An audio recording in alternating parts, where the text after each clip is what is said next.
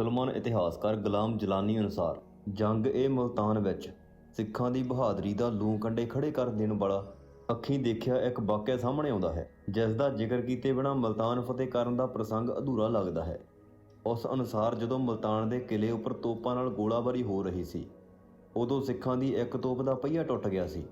ਤੋਪ ਤੇ ਤੈਨਾਤ ਨਿਸ਼ਾਨਚੀ ਸਰਦਾਰ ਦਾ ਇਹ ਖਿਆਲ ਸੀ ਕਿ ਜੇ ਕੁਝ ਹੋਰ ਗੋਲੇ ਦਾਗ ਸਕੇ ਤਾਂ ਕਿਲੇ ਦੀ ਅੱਗੇ ਵਾਲੀ ਕੰਧ ਵਿੱਚ ਪਾੜ ਪੈ ਜਾਵੇਗਾ।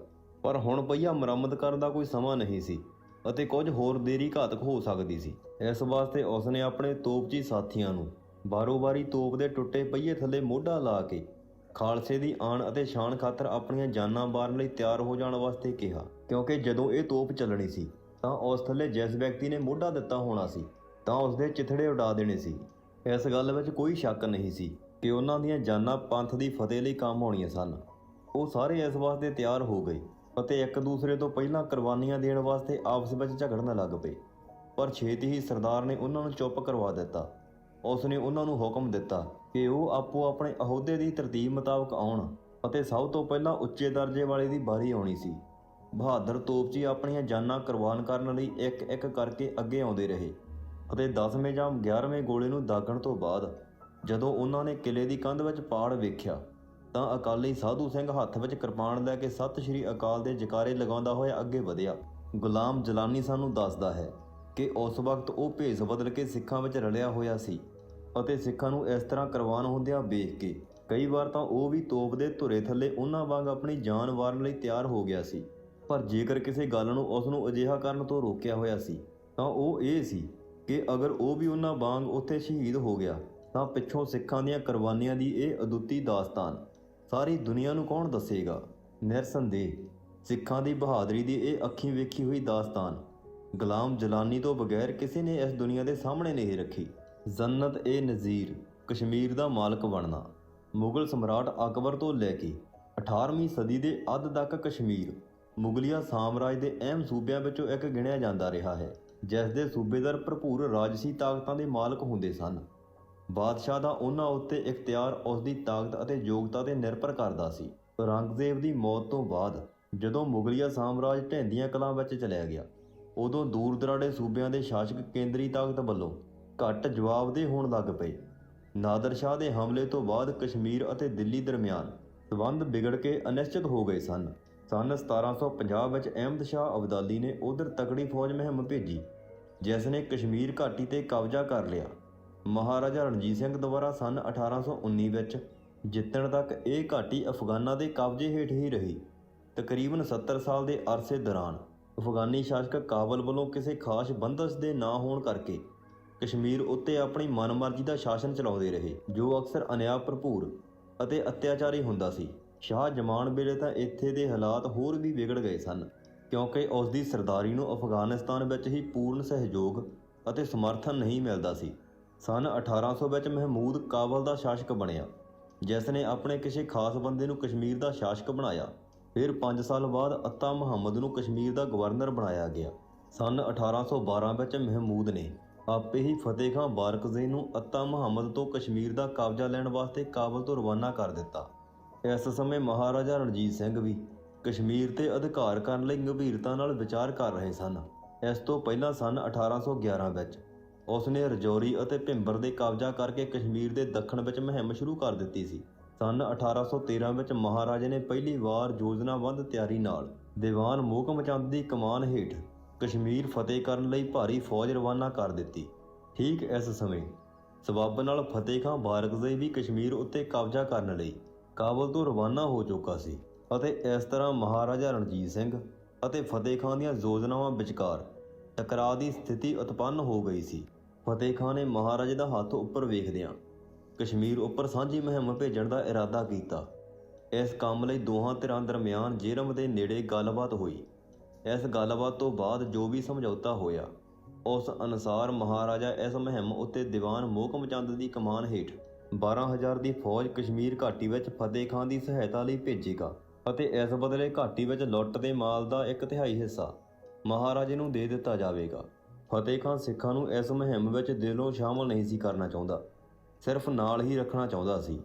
ਇਸ ਸਮਝੌਤੇ ਤੋਂ ਬਾਅਦ ਫਤਿਹ ਖਾਂ ਅਤੇ ਦੀਵਾਨ ਮੋਹਕਮ ਚੰਦ ਨੇ ਮਿਲ ਕੇ ਕਸ਼ਮੀਰ ਤੇ ਚੜ੍ਹਾਈ ਕਰ ਦਿੱਤੀ। ਜਦੋਂ ਉਹਨਾਂ ਦੀਆਂ ਫੌਜਾਂ ਪੀਰ ਪੰਜਾਲ ਦੀ ਪਹਾੜੀ ਪਾਸ ਪਹੁੰਚੀਆਂ ਤਾਂ ਉਦੋਂ ਬਰਫ਼ਬਾਰੀ ਨੇ ਉਹਨਾਂ ਨੂੰ ਅੱਗੇ ਵਧਣ ਤੋਂ ਰੋਕ ਦਿੱਤਾ। ਇਸ ਹਾਲਾਤ ਤੋਂ ਫਾਇਦਾ ਉਠਾਉਂਦਿਆਂ ਫਤਿਹ ਖਾਨ ਨੇ ਆਪਣੀਆਂ ਫੌਜਾਂ ਨੂੰ ਅੱਗੇ ਵਧਣ ਦਾ ਹੁਕਮ ਦੇ ਦਿੱਤਾ, ਕਿਉਂਕਿ ਮਹਾਰਾਜਾ ਰਣਜੀਤ ਸਿੰਘ ਦੀਆਂ ਮੈਦਾਨੀ ਫੌਜਾਂ ਦੇ ਮੁਕਾਬਲੇ ਅਫਗਾਨੀ ਫੌਜਾਂ ਪਹਾੜੀ ਅਤੇ ਠੰਡੇ ਇਲਾਕਿਆਂ ਵਿੱਚ ਕੁਦਰਤੀ ਆਫਤਾਂ ਝੱਲਣ ਵਿੱਚ ਵਧੇਰੇ ਆਦੀ ਸਨ।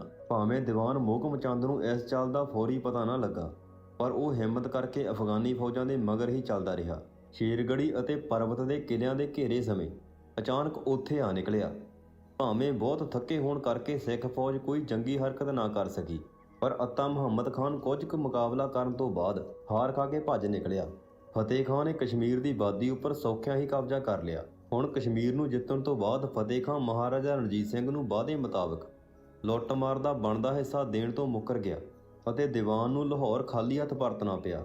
ਪਰ ਉਹ ਆਪਣੇ ਨਾਲ ਕਾਬਲ ਦੇ ਪਿਛਲੇ ਬਾਦਸ਼ਾਹ ਸ਼ਾਹ ਸੁਜਾਲ ਮੁਲਕ ਨੂੰ ਅੱਤਾ ਮੁਹੰਮਦ ਖਾਨ ਕੋਲੋਂ ਕਿਸੇ ਤਰ੍ਹਾਂ ਬਚਾ ਕੇ ਲਾਹੌਰ ਲੈ ਆਇਆ, ਜਿਸ ਨੇ ਸੰਨ 1810 ਤੋਂ ਕਸ਼ਮੀਰ ਵਿਖੇ ਸ਼ਰਨ ਲਈ ਹੋਈ ਸੀ। ਇਸ ਤੋਂ ਬਾਅਦ ਮਹਾਰਾਜਾ ਰਣਜੀਤ ਸਿੰਘ ਨੇ ਕਸ਼ਮੀਰ ਤੇ ਹਮਲਾ ਕਰਨ ਵਾਸਤੇ ਨਵੇਂ ਸਿਰੋਂ ਤਿਆਰੀ ਸ਼ੁਰੂ ਕਰ ਦਿੱਤੀ। ਉਸ ਨੇ ਫੌਜਾਂ ਨੂੰ ਪਹਾੜਾਂ ਵਿੱਚ ਜ਼ਰੂਰਤ ਦਾ ਸਮਾਨ ਠੀਕ ਅਤੇ ਤੁਰੰਤ ਭੇਜਣ ਵਾਸਤੇ ਸਿਆਲਕੋਟ ਅਤੇ ਜੰਮੂ ਵਿੱਚ ਆਧਾਰਿਤ ਕੇਂਦਰ ਬਣਾਏ। ਹਲਕੀਆਂ ਤੋਪਾਂ ਦੀ ਆਵਾਜਾਈ ਦੇ ਖਾਸ ਇੰਤਜ਼ਾਮ ਕੀਤੇ ਗਏ। ਮਹਾਰਾਜਾ ਰਣਜੀਤ ਸਿੰਘ ਨੇ ਫੌਜ ਦੀ ਖੁਦ ਅਗਵਾਈ ਕੀਤੀ ਅਤੇ ਕਈ ਦੂਜੇ ਸਰਦਾਰਾਂ ਨੂੰ ਵੀ ਨਾਲ ਲੈ ਕੇ ਤੁਰਿਆ। ਪਹਿਲਾਂ ਉਸ ਨੇ ਬਗੈਰ ਕਿਸੇ ਖਾਸ ਮੁਕਾਬਲੇ ਦੇ ਠੱਟਾ ਫਤਿਹ ਕੀਤਾ, ਪਰ ਪੀਰ ਪੰਜਾਲ ਦੇ ਰਾਸਤੇ ਬਹਿਰਾਮ ਗੱਲਾ ਦੇ ਸਥਾਨ ਉੱਤੇ ਉਸ ਨੂੰ ਸਖਤ ਮੁਕਾਬਲੇ ਦਾ ਸਾਹਮਣਾ ਕਰਨਾ ਪਿਆ। ਡੂੰਘੀਆਂ ਘਾਟੀਆਂ ਦੇ ਜਾਲ ਅਤੇ ਤੇਜ਼ ਵਗਦੀਆਂ ਨਦੀਆਂ ਦੀਆਂ ਮੁਸ਼ਕਲਾਂ ਤੋਂ ਬਚਣ ਲਈ 30,000 ਦੀ ਫੌਜ ਵੱਖਰੇ ਵੱਖਰੇ ਰਾਸਤਿਆਂ ਰਾਹੀਂ ਅਤੇ ਊਠ ਸਵਾਰ ਤੋਪਖਾਨਾ ਨਾਲ ਲੈ ਕੇ ਸ਼੍ਰੀਨਗਰ ਤੋਂ ਥੋੜ੍ਹੀ ਦੂਰ ਭੇਜਣ ਦਾ ਫੈਸਲਾ ਕੀਤਾ ਗਿਆ, ਪਰੰਤੂ ਭਾਰੀ ਬਾਰਿਸ਼ ਅਤੇ ਬਰਫ਼ਬਾਰੀ ਨੇ ਸਭ ਕੁਝ ਚੌਪਟ ਕਰ ਦਿੱਤਾ। ਇਸ ਦੇ ਸਿੱਟੇ ਵਜੋਂ ਮਹਾਰਾਜੇ ਦੀਆਂ ਫੌਜਾਂ ਅੱਗੇ ਨਾ ਵਧ ਸਕੀਆਂ ਅਤੇ ਫਿਲਹਾਲ ਇਸ ਮੁਹਿੰਮ ਨੂੰ ਰੋਕ ਦਿੱਤਾ ਗਿਆ। ਮਹਾਰਾਜਾ 2 ਮਹੀਨੇ ਦੀ ਖੱਜਲ ਖੁਆਰੀ ਤੋਂ ਬਾਅਦ ਲਾਹੌਰ ਵਾਪਸ ਪਰਤ ਆਇਆ। ਦੀਵਾਨ ਮੋਹਕਮ ਚੰਦ ਨੇ ਮਹਾਰਾਜੇ ਨੂੰ ਇਸ ਮੁਹਿੰਮ ਨੂੰ ਸ਼ੁਰੂ ਨਾ ਕਰਨ ਦੀ ਸਲਾਹ ਦਿੱਤੀ। ਉਸ ਅਨੁਸਾਰ ਉਸ ਸਮੇਂ ਕਸ਼ਮੀਰ ਦਾ ਪੌਣ ਪਾਣੀ ਅਨੁਕੂਲ ਨਹੀਂ ਸੀ ਅਤੇ ਉੱਥੇ ਭੋਜਨ ਸਮੱਗਰੀ ਦੀ ਵੀ ਘਾਟ ਸੀ। ਇਸ ਤੋਂ ਇਲਾਵਾ ਉਹ ਆਪ ਵੀ ਸਖਤ ਬਿਮਾਰ ਸੀ ਅਤੇ ਪਹਾੜੀ ਸਰਦਾਰ ਵੀ ਇਸ ਸਮੇਂ ਕਿਸੇ ਮੁਹਿੰਮ ਦੇ ਹੱਕ ਵਿੱਚ ਨਹੀਂ ਸਨ। ਪਰ ਮਹਾਰਾਜੇ ਨੇ ਕਿਸੇ ਦੀ ਸਲਾਹ ਦੀ ਕੋਈ ਵੀ ਪਰਵਾਹ ਨਹੀਂ ਕੀਤੀ ਸੀ। ਮੋਹਕਮ ਚੰਦ ਜੋ ਬਿਮਾਰ ਸੀ, ਉਸ ਵਕਤ 20 ਸਾਲ ਦੀ ਉਮਰ ਦਾ ਸੀ। ਉਹ ਨਿੱਡਰ, ਬਹਾਦਰ ਅਤੇ ਸਾਹਸੀ ਸੀ, ਪਰ ਤਜਰਬੇਕਾਰ ਘੱਟ ਸੀ। ਮਹਾਰਾਜੇ ਵੱਲੋਂ ਆਪਣੀ ਸੈਨਾ ਨੂੰ 2 ਭਾਗਾਂ ਵਿੱਚ ਵੰਡਣਾ ਵੀ ਇੱਕ ਭਾਰੀ ਗਲਤੀ ਸੀ।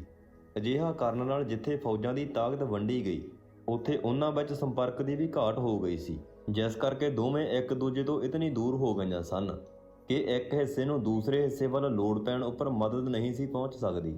ਜਦੋਂ 22 ਜੁਲਾਈ 1814 ਨੂੰ ਰਾਮਦਿਆਲ ਦੇ ਗੱਲੇ ਦੇ ਦਰੇ ਤੋਂ ਅੱਗੇ ਵਧਦਿਆਂ ਹਰੀਪੁਰ ਤੇ ਕਬਜ਼ਾ ਕਰ ਲਿਆ ਅਤੇ ਧੂਪੀਆਂ ਤੇ ਹਮਲਾ ਕੀਤਾ, ਉਦੋਂ ਉਸ ਦਾ ਮੁਕਾਬਲਾ ਸਕੂਰ ਖਾਨ ਨਾਮ ਦੇ ਇੱਕ ਅਫਗਾਨੀ ਜਰਨੈਲ ਦੀਆਂ ਫੌਜਾਂ ਨਾਲ ਹੋਇਆ।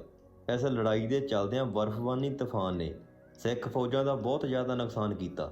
ਸਿੱਖ ਫੌਜਾਂ ਨੂੰ ਰਸ਼ਦ ਆਦਿ ਦੀ ਕਮੀ ਹੋ ਗਈ ਅਤੇ ਉੱਧਰੋਂ ਅਜ਼ੀਮ ਖਾਨ, ਫਤਿਹ ਖਾਨ ਦਾ ਭਰਾ, ਉਸ ਦੀ ਘੋੜਸਵਾਰ ਫੌਜ ਨੇ ਖਾਲਸਾ ਫੌਜ ਉੱਪਰ ਜ਼ੋਰਦਾਰ ਹਮਲਾ ਕਰ ਦਿੱਤਾ, ਜਿਸ ਵਿੱਚ ਮਹਾਰਾਜੇ ਦੇ ਫਤਿਹ ਸਿੰਘ ਕਾਸ਼ੀ ਅਤੇ ਜੀਵਨ ਮੱਲ ਮੁਨਸ਼ੀ ਜਿਹੇ ਬਹਾਦਰ ਜਰਨੈਲ ਮਾਰੇ ਗਏ। ਰਾਮ ਦਿਆਲ ਨੂੰ ਵੀ ਅਫਗਾਨ ਫੌਜਾਂ ਨੇ ਘੇਰ ਲਿਆ, ਪਰ ਅਜਿਹੇ ਭਿਅੰਕਰ ਸਮੇਂ ਵਿੱਚ ਰਾਮ ਦਿਆਲ ਨੇ ਭਾਰੀ ਸੂਰਬੀਰਤਾ ਦਾ ਸਬੂਤ ਦਿੰਦਿਆਂ ਥੋੜ੍ਹੇ ਜਿਹੇ ਸਿੱਖ ਸੈਨਿਕਾਂ ਨਾਲ ਹੀ ਮੁਕਾਬਲਾ ਜਾਰੀ ਰੱਖਿਆ ਅਤੇ ਸਿੱਟੇ ਵਜੋਂ ਤਕਰੀਬਨ 2000 ਅਫਗਾਨਾਂ ਨੂੰ ਮਾਰ ਮੁਕਾਇਆ। ਆਖਿਰ ਅਜ਼ੀਮ ਖਾਨ ਨੂੰ ਹਾਰ ਹੋਈ ਅਤੇ ਉਸ ਨੇ ਲਾਹੌਰ ਦਰਬਾਰ ਦੀ ਅਧੀਨਗੀ ਸਵੀਕਾਰ ਕਰ ਲਈ।